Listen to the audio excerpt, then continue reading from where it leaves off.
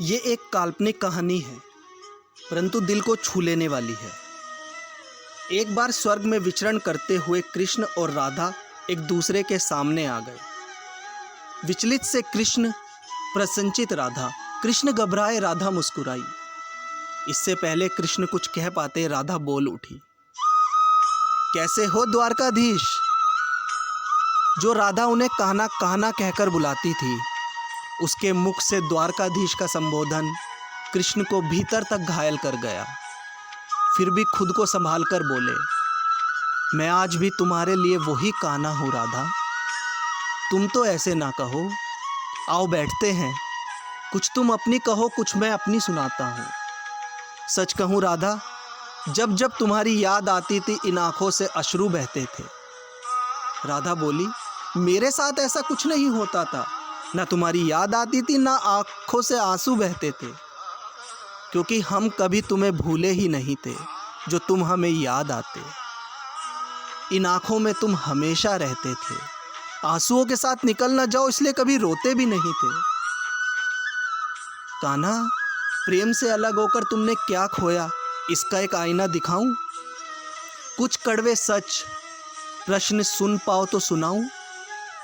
कभी सोचा है इस तरक्की में तुम कितना पिछड़ गए हो? एक उंगली पर चलने वाले सुदर्शन पर भरोसा कर लिया और 10 उंगली पर चलने वाली बांसुरी को भूल गए। कान्हा, जब तुम प्रेम से जुड़े थे, तब जो उंगली गोवर्धन पर्वत उठाकर लोगों को विनाश से बचाती थी, प्रेम से अलग होकर वो उंगली क्या क्या रंग दिखाने लगी।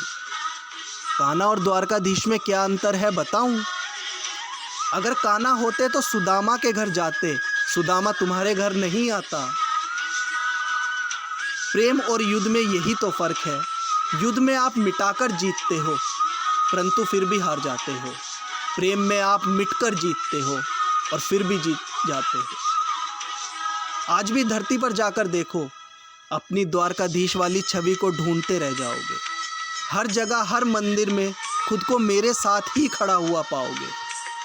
मैं जानती हूँ कान्हा, लोग गीता की बातें करते हैं, उसके महत्व की बातें करते हैं, पर धरती के लोग उस युद्ध वाले द्वारकाधीश पर नहीं, प्रेम वाले कान्हा पर भरोसा करते हैं।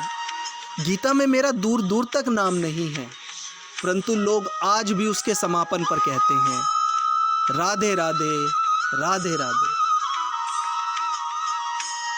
ये कहानी काल्पनिक ज़रूर है, परंतु इसकी सीख बहुत महत्वपूर्ण है। प्रेम में समर्पण का भाव। पराक्रम हमें कईयों को हराना होता है, परंतु हम जीत कर भी हार जाते हैं। प्रेम में हम सब हार कर भी जीत जाते हैं।